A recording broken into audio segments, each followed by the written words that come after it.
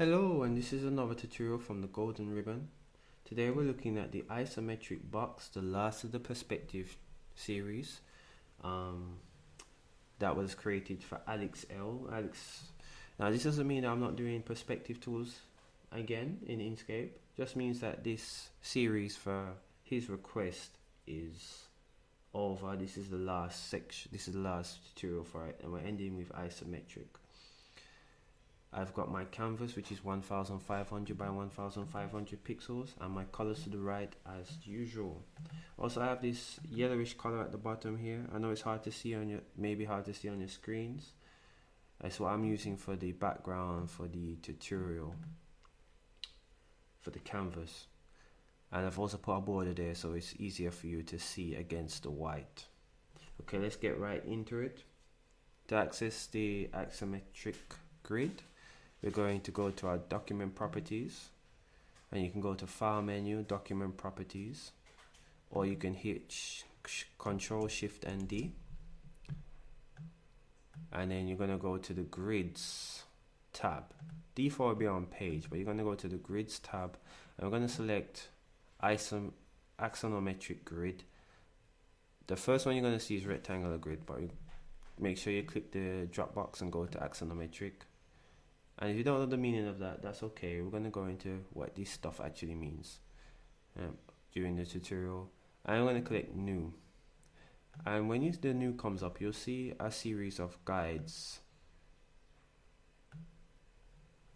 that are put at equal proportion at specific angles. And we can adjust that down here. It's a pretty robust tool. You can change the angle, the spacing, the origin locations of the X and Y, even the color of the actual grid itself, and how often these grids come, how often every major line comes. Also the grid units. So you can pretty much use this to do any modification. But as for this tutorial, we're just going to keep it at default. The angles that we're going to use typically is 30 degrees. So nothing to change here. Come out of it. Okay, and we're greeted with this. Now, just for viewing purposes, you may have to zoom in and out. And you can zoom in and out quickly by holding Control and using your mouse middle button, and then scrolling up or scrolling down, respectively, so that you can see what you're doing. Okay. Next thing, you're going to need your snap tool on. You can go to your right hand side and you're going to see your snap tool box. We have to enable snapping, so you have to make sure that this is clicked. Also going to come down here. You're going to click this one which says snap nodes, paths and handles, and we want the nodes to snap as well, so we need to click the nodes. So these four can be snapped together. Next, we're going to access our Bezier tool, B. You can hit B to get Bezier tool, or you can just go to your Bezier tool on your left hand side, and we're going to start creating some of these boxes. Okay then, so isometric projection is really coming from a technical drawing or drafting term that really just means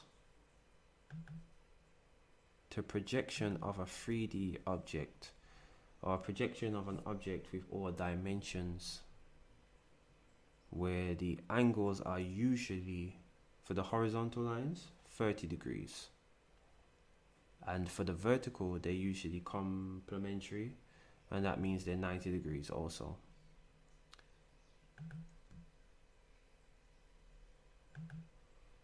Axonometric, in terms of its meaning, is the general term for which isometric falls under, and that's when you're representing an image in a way that there is no vanishing point, meaning that the lines of horizontal and vertical, they don't meet, they're completely parallel. So the illusion of perspective is there, but there is no real vanishing point. So anytime you have a diagram that's representing an object in that fashion, it's axonometric. And because you can modify the angles and modify the way these grids work, this grid works then for more things than just isometric, because there are other types of ways of representing images with parallel lines that doesn't use the 30-degree angle or this sort of style of drawing the shapes. Okay, so we have our box here. You can move it around and stuff, but I'm just going to keep it there, and we can see that it's following the lines and these 30-degree lines. Right. Next, we're going to make another box.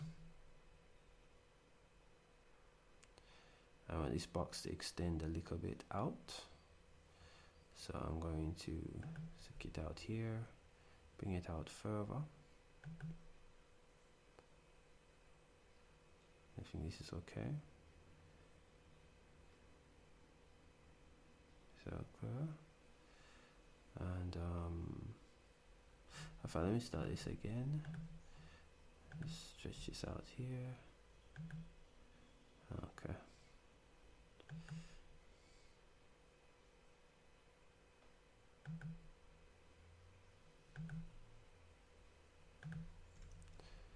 Often you just have to take time when doing these things.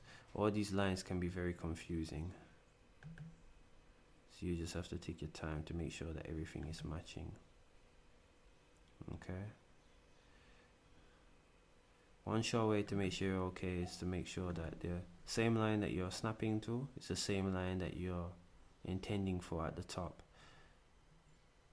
So just follow the line up in the vertical, or follow it on the horizontal, and to make sure it reaches the same measurable distance.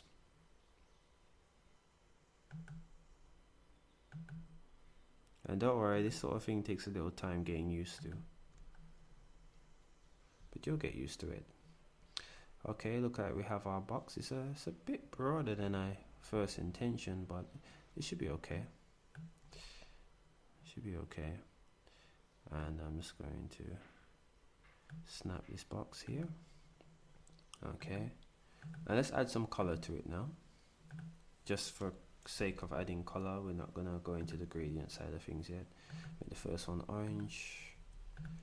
It's orange. Just give this a lighter shade of orange. So we're gonna go into the fill and stroke dialog box. You can go to object and then go to fill and stroke. I think fill and stroke is supposed to be down there in object, fill and stroke, or Control Shift and F. Just gonna bring this into a lighter color, actually, lighter hue. Hue, saturation, and lightness. That's to separate them apart. Okay, for this, I'm going to use some grays. Use a medium gray here on top. On the side here, I'm going to use a deeper gray than that. And here, I'm going to use a white. Okay, so we have what we're doing. Now, to toggle on and off, you can go to your grids, your snaps toolbox, and you can go and tick it off and on. It's not working right here, but what you can do instead of that then is hold down, I think it's Control and 3, no, Shift and 3. Yeah, good. Shift and 3, and that will toggle the view of the grid so that you can actually see how your image is coming out. You may need to do that time and time again. Okay, gonna take out these strokes that are on these boxes. I don't need strokes. You have to give me if I'm a little slow. I got this new mouse and it's kind of different. I enjoy it, but it's a different feel. Okay then, so we have our first box looking okay. We're gonna see if we can go in and move into our second box now. Okay, I'm just gonna duplicate this and carry it down. Good. And then just carry it aside. And the snap tool will help you to snap these things in place. Yeah, they'll help you to snap you in place. Move this down a bit. Okay. And then we're gonna create a triangle.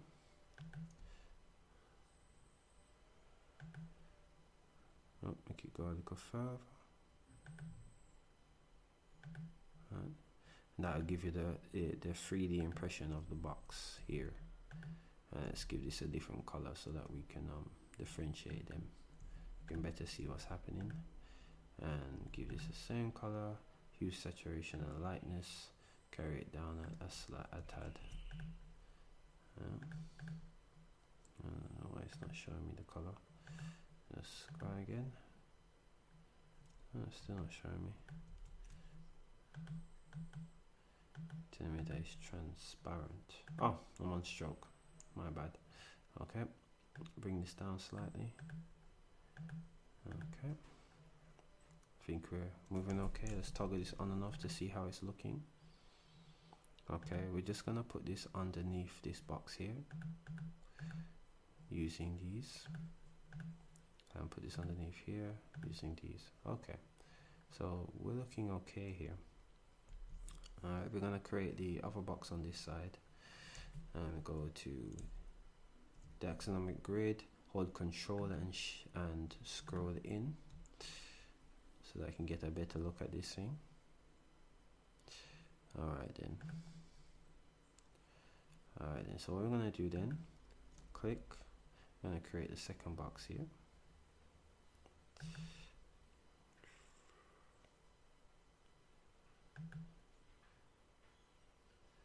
And I think that's it. That's it.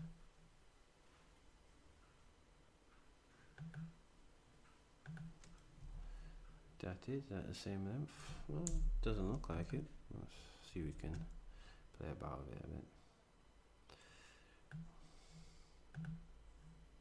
Okay, push it back slightly. Like having a reference to this is very good, because sometimes it can get very confusing when you're looking at all of these lines at once. It can get very hard to tell where to put things, and you can easily get lost.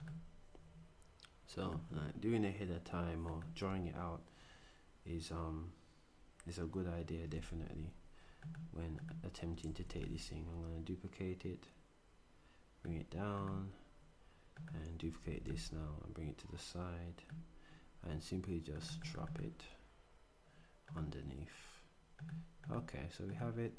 Take out the X grid, scroll out and look. This looks really good. And we're not going to need the X grid so much again, so I'm going to scroll this down a bit. Okay, and then I'm going to duplicate it. With everything selected, you hold down your left mouse button and shift, I think, and control, and then create the box. Just hold your left mouse button and shift, create the box, select everything, drag it down. So duplicate it again, and then we're gonna group everything together. Press Control and G to group. Right, and we want it to appear as if it's going straight underneath this, so we're gonna put it here.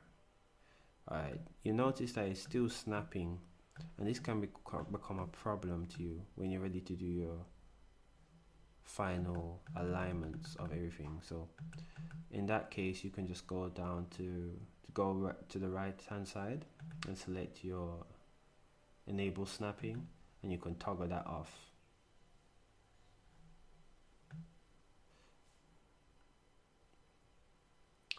Okay, so we have the box stem. It's looking okay now. Good. I'm playing this by eye, but obviously you can go in closer and make sure everything is aligned perfectly. Good. Now you're going to ungroup it with Control and U, so we can change the colors of these things now. So I'm going to change this to brown and change the bottom to a blue. I'm going to make this blue slightly darker. So we're assuming the light is coming from the left hand side onto the box. The light is coming from the right hand side, sorry, casting a shadow on the left. And alright then, So we have our boxes here. Everything's looking really good. Came out nicer than I realized. Alright, so we're gonna add our gradients to this thing now. You can hit G to go to gradient, or go down to your drop down box and select gradient. Both are okay. Just gonna make these boxes look a little bit more realistic. And I'm gonna select a lighter color. Bring the alpha to 255 and press change it in RGB slightly. Okay, and get this nice color beige, color blend. Okay, for the brown now, I'm gonna do a similar thing. Gradient, drag out.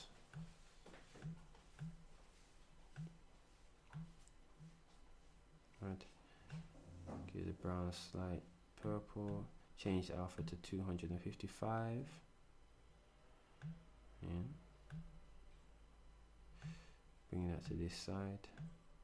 Over. Okay.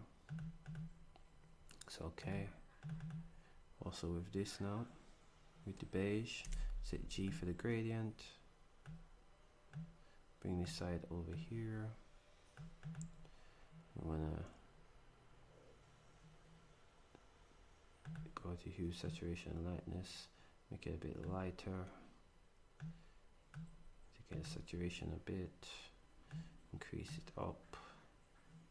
Make it perhaps slightly more yellow. Okay, and last but not least, the orange and gradient. Good. And then for this one, I'm gonna just make the yellow a bit more yellow and increase the lightness, increase the alpha. Make it even a bit more yellow than this. Alright, up top. Make it lighter, increase yellow. Alright, and we look good here. Alright, this looks good. Just zoom in. Yeah, this looks really good. Alright, and you just notice how easy it was just to create these boxes. Next, we're going to move on the gradients. We're going to go on to the actual text. And I'm using two texts here. I'm using Lee Gothic and Clear Sans. So first up, I'm going to type the numbers as 01. When adding the 0 to these things, it kind of makes it look nicer. Control A, select everything, and I'm going to go up to the top and type in League. Good. Okay. Now, because 30 is the native angle of the rotation and the skew tool, it's not going, we don't have to do much skewing in order to get this to look like it's on the same horizontal plane as the boxes. So you're just going to make sure you have the select button on. The select is up here, and you're going to click it once more, and that will give you the rotation handles and the skew handles. Go to your right skew handle and pull up, right, until it looks like it's following the line. Let's be gentle. That looks like it. Yeah, this for me, this looks good. Select the dropper tool, select the orange, duplicate this, carry it down, holding Control, so it stays on the same vertical axis. Double click to edit it. We're going to change this to 3. Good. Hit select, press D for dropper tool, select the blue, and select the blues, move it a bit more to the middle. I think this needs to be moved to the middle slightly too. And duplicate this. Oops, wrong duplicate. Duplicate this, carry it over. double click so that we can edit it. Change this 1 to 2. Go to select tool, press D for the dropper, select the beige. Select the darker side of the beige so that you can see it better against the white or the grey.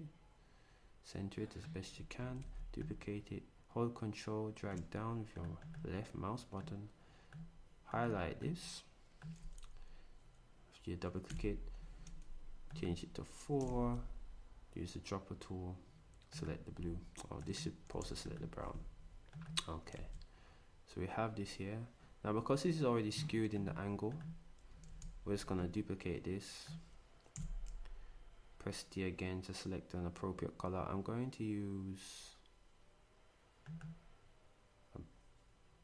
let's use a white for all of them instead of using the dropper tool, and we're just going to scale it down by holding Control and S and scaling down with the scale handle. Good. I think on my one I had Lorem Ipsum, which is Latin gibberish. Okay, let's bring it up. So it does against. Okay, it's not skewing, it's not skewed so well. You can always go back and just play about with it until you get it. As I said, this thing takes a little bit of playing about, so not to feel discouraging. It's just takes a bit of playing until you get it. This looks a bit better. Lorem Ipsum. Duplicate this again. Okay. Double click it A. Type some nonsense. This is nonsense.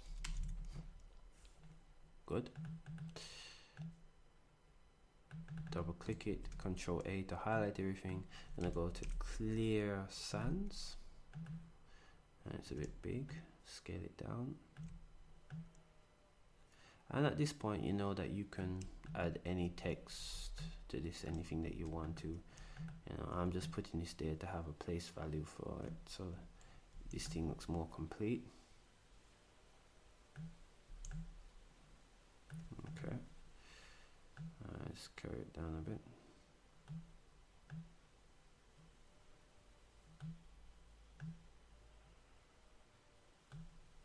Okay. And there you have it. Your isometric 4-point box. Oh, let's just add some shadows too. I'm holding Control to keep the 30-degree angle. You can do that instead of going back to axonometric grid. Let's select this yellow. Go to use saturation and lightness. Break down the hue down to more of a green. Go to G, gradient, pull it out. Control. And then get rid of the stroke. Alright. And then drop it underneath the blue.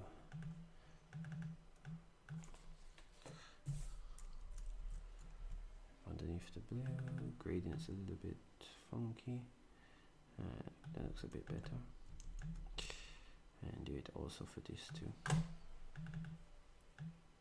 Take the two of them, drag them in,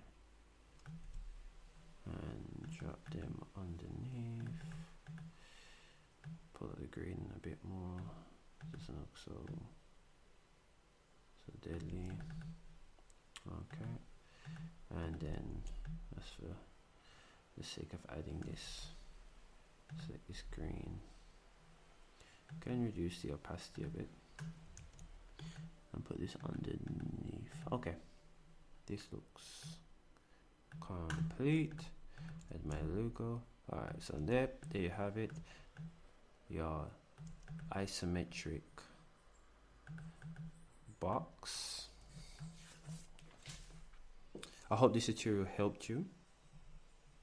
I hope the series also helped you too, to take a look at the perspective perspective tools in Inkscape,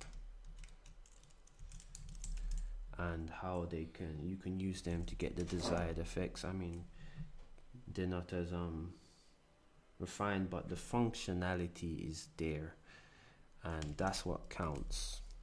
Sometimes we need some help kind of find knowing where to go, and some tips how to take to make sure you get the best results.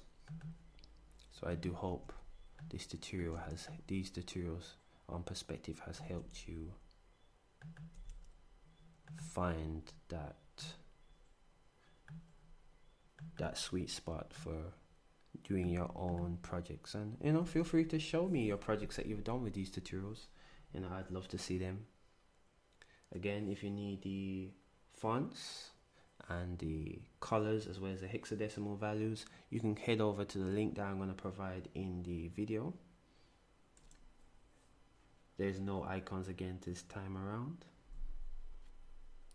so just look after yourselves until you see you again for another tutorial. Get up and design a new dawn. Later.